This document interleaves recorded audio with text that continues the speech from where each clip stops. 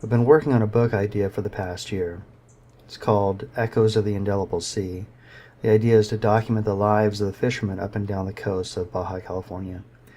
This year I started the project. I teamed up with Isidro Barragan and began working on a sample chapter for the book in a little fishing community called Punta Baja. This is Punta Baja, a rugged, volcanic, and sand point that juts out in the Pacific Ocean. Life there is rough. You can experience 3 seasons in one day. No one moves to Punta Baja without purpose. Rosendo's was to cut loose the demons of his divorce. Here in Punta Baja, in the isolation, he loosens them more and more with each passing day. His work occupies his mind. The memories and hang-ups fade when your focus is diverted. His diversion has been the security of the land, the boats, and the homes of Punta Baja. He was hired as a security guard by the Punta Baja Fishing Cooperative shortly after he arrived from Sinaloa. Life really has begun again for Rosendo. With his salary from the cooperative, he's been able to purchase land in El Rosario and plan a new future. On his land, he hopes to build his own mechanic shop. My co-author and translator Isidro and I showed up in a low season for traditional fishing. But Pacific stone crab, or jaiba, as they call it, are always in season.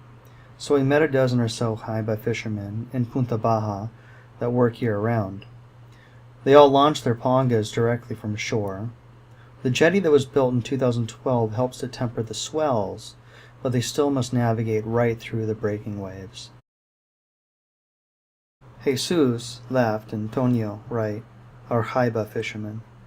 They live 40 miles north of Punta Baja and make the trip every morning in their pristine, red Ford 250 truck to launch their panga into the cold Pacific waters and hammer the engine out 15 miles towards the tiny island of San Jeronimo, where the first of their 15 trap lines lay.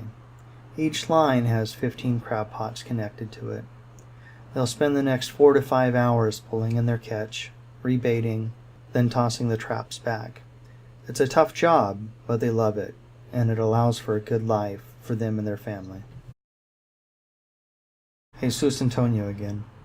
This time we're far out off Punta Baja in an area they've mapped out as a good spot for crabs.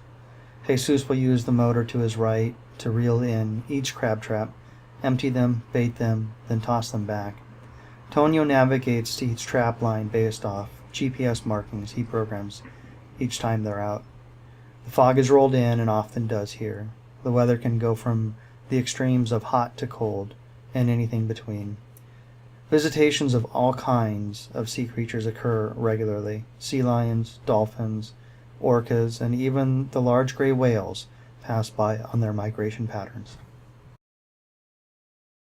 Jesus is depositing the keepers from the day in a holding crate, which they will empty and take to the cooperative once a week. The cooperative will only buy crabs that meet the legal limit.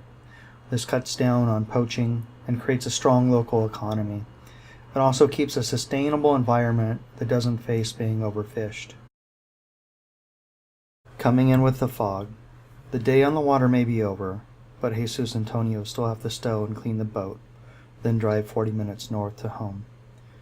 Then they can relax, have a tecate, a siesta, and then get ready for dinner of birria stew, some carne asada tacos, or even some of their own fresh-caught crab, steamed and dipped in hot sauce, lime, and salt.